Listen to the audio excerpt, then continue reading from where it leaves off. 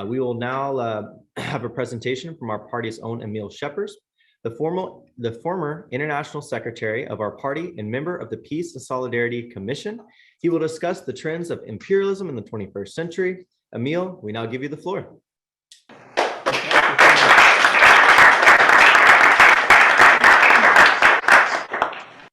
Thank you, Dylan. Can everybody hear me? Okay, very good. Well, this is a beautiful event on the second day. Such an honor to be on the same panel as Gerald Horne and other great people. But it's a sad day because it's the anniversary of a terrorist crime. I'm referring, of course, to September 11, 1973, when U.S. imperialism instigated and supported a fascist coup against the legally elected president of Chile, Dr. Salvador Allende. And I know about this because I met many of the Chilean refugees in Chicago who came after that.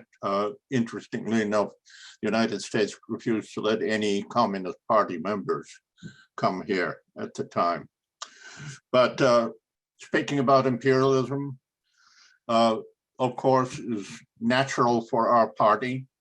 It's a feature which distinguishes our line and our activities from some other tendencies self-defined as socialist. Imperialism and anti-imperialism is a very central part of our concern. A starting point for anybody seeking to understand imperialism is Lenin's 1916 book, Imperialism, the Highest Stage of Capitalism. Recommend all read it. In this book, Lenin outlined the features of 20th century capitalism at the right in the middle of the First World War. First of all, free trade is replaced by huge monopolies that operate on an international scale. Secondly, finance capital grows exponentially and combines in a dominant position with industrial capital, and we may add all other forms of capital.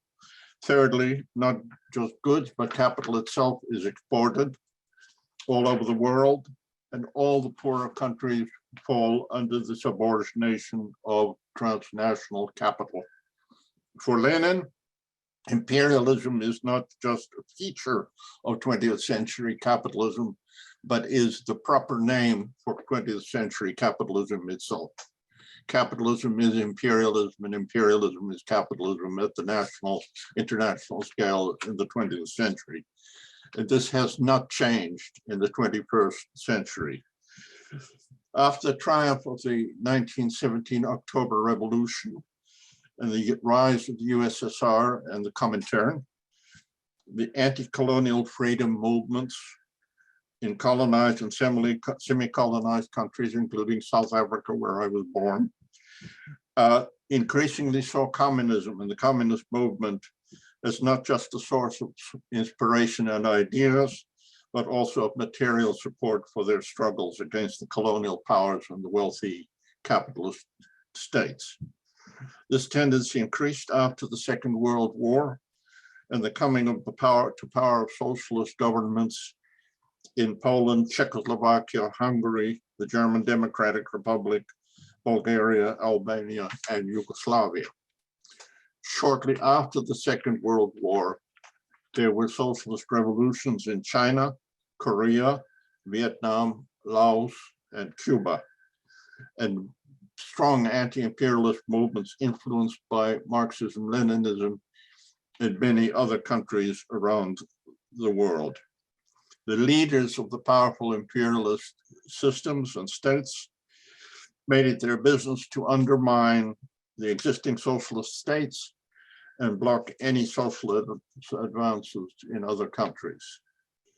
Methods that imperialism used to block socialist movements and maintain economic and political control in over the newly independent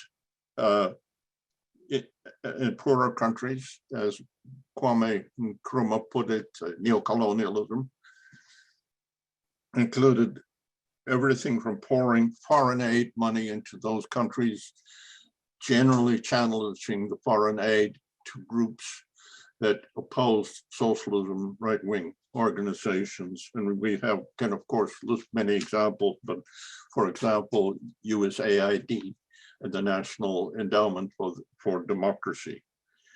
It included assassinations and direct military intervention, and of course, just destabilization and overthrow of progressive governments, as happened in Chile in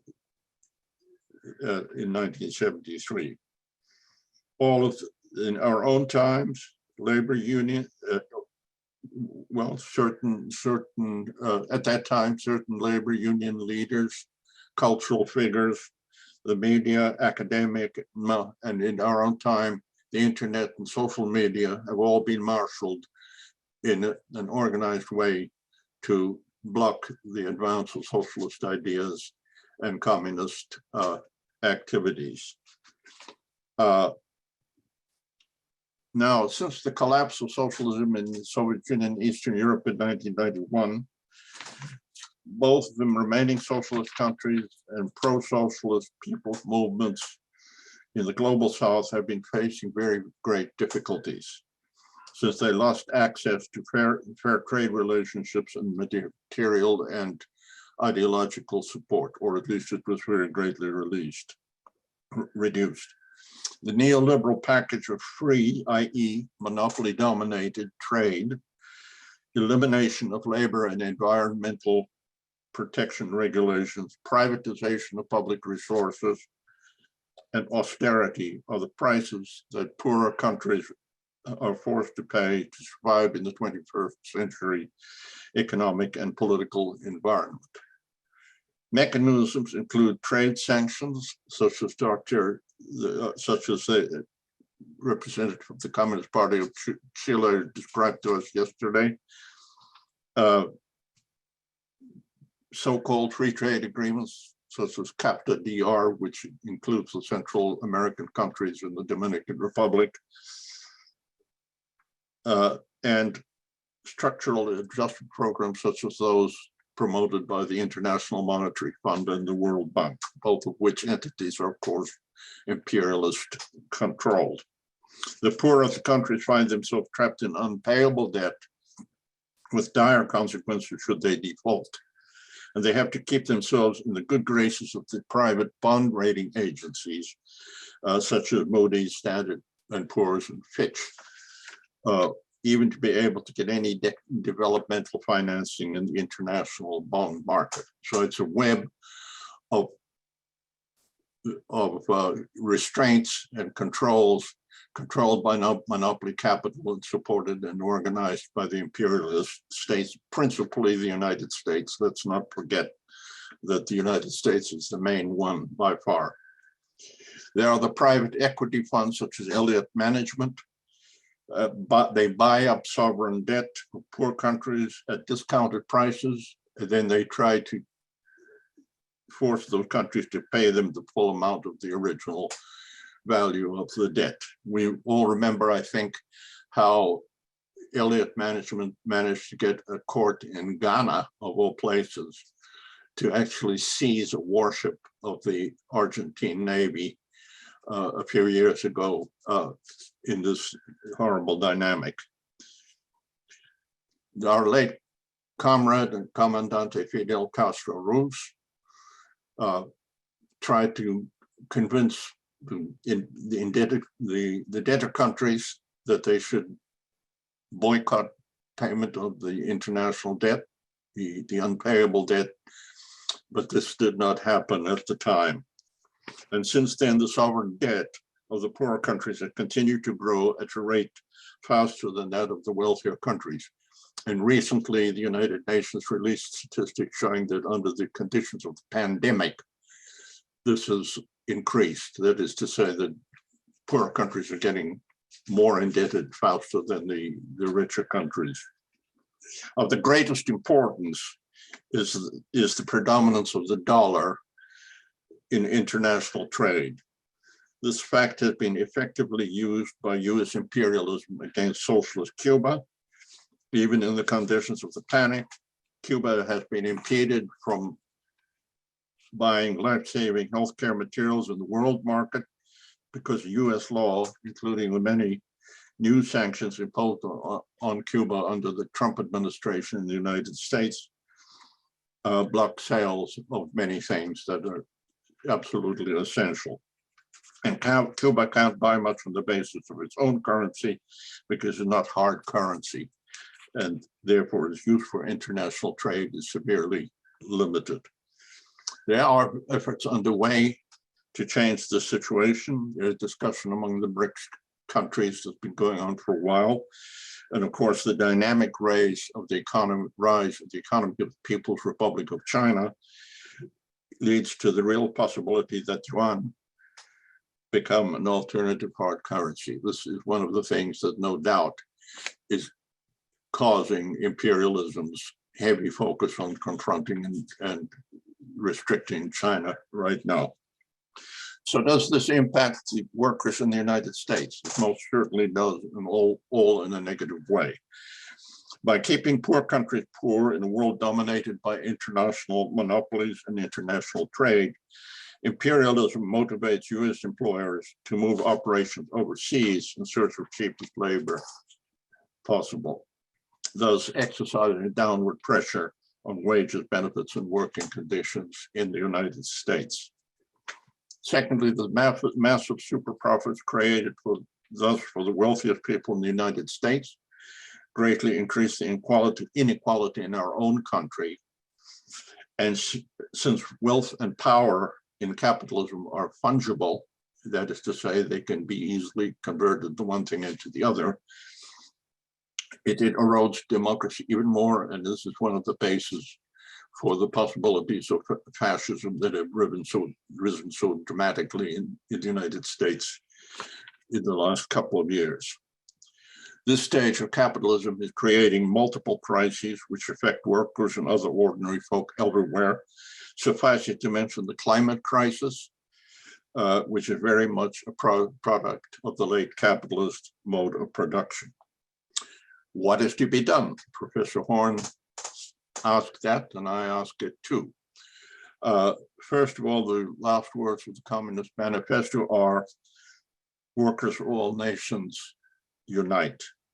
You cannot fight against capitalism without fighting against 21st century imperialism. And the struggle against imperialism is the same thing as the struggle against capitalism. This needs to be understood. Above all, we need a far larger and stronger anti-imperialist and peace movement in this country, encompassing all fields of political activity. How can this be built? New opportunities for building this are arising, especially among young people in this country. The surge of new labor organizing is just one manifestation of this. For many years, it was particularly hard to get labor on board anti-imperialist activities and movements. But these young workers who are involved in the new organizing do not have those prejudices and do not have those restrictions. So that's a very positive thing. And of course, there are many other movements going on, the Black Lives Matter movement and others. And so we are optimistic in spite of all the horrors that imperialism inflicts on us every day. And I'll stop there.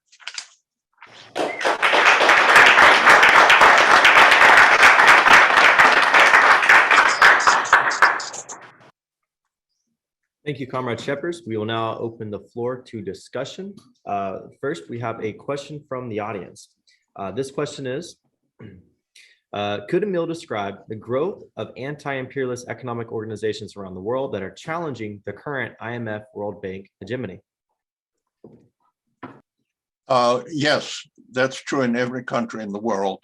The reason that we see some panicky reaction from imperialist leaders is precisely that. You know, the laws of Marxism-Leninism cannot be abolished by corporate decisions or votes in Congress or presidential executive orders. It's very hard, though. You know, we just saw in Chile the situation in which a very progressive constitutional redo was defeated by a plebiscite. And in other countries, we run into similar difficulties. But I think this is going to rise again. The generational differences in the working class give me optimism about that. We'll now move to a question from our audience. Comrade? Hi. Lenin wrote about the link between the formation of finance capital and imperialism. So how does finance capital and international banks relate to imperial conquests in the global south? Well, the thing is that all the operations that other kinds of capital do in the South, in fact, they're everywhere, are financed by bonds, they're financed by loans. This puts finance capital in the dominant position. And this has been going on for a long while, but it became more prominent in Lenin's day, and of course it continues today. That's the way things are financed, and that's what puts finance capital in the dominant position. One more question from our live audience. How is the IMF reacting and adjusting their activities to China and the Belt Road initiatives as it has become an alternative source of investment for the global south? With panic. You know, this is a big threat to the games that are played by the IMF. The IMF, by the way, is controlled by the United States substantially. And the United States government is, of course, controlled by our ruling class, which is also an instrumentality of monopoly capital. So I haven't seen them making any concessions. I haven't seen them modify their conditions, their adherence to neoliberal policies. As far as I can see, and I'm not an economist, by the way, as you can probably tell, but they're doing the same they always did, which is to deny funding help of any kind to those countries that buck the system. You know, if you want to look up statistics on Cuba, any kind of statistics on Wikipedia, you find that they give several sources. And one is the World Bank, the other is the IMF, and the other is, guess what, the Central Intelligence Agency. Look up, public health statistics on Cuba and so on. And you find that Cuba is not listed in the IMF and World Bank sources because they don't do business with Cuba. They boycott Cuba. And, so oddly enough, where you see those, where you easily access those statistics, it's from CIA sources or, of course, from the Cuban government itself. So, they're not making big concessions. Occasionally concessions have been made. Occasionally there's been debt restructuring, but they think they can hold fast, but we know better because we are Marxist-Leninists and we understand that these things get eroded by class struggle and by the general crisis of capitalism.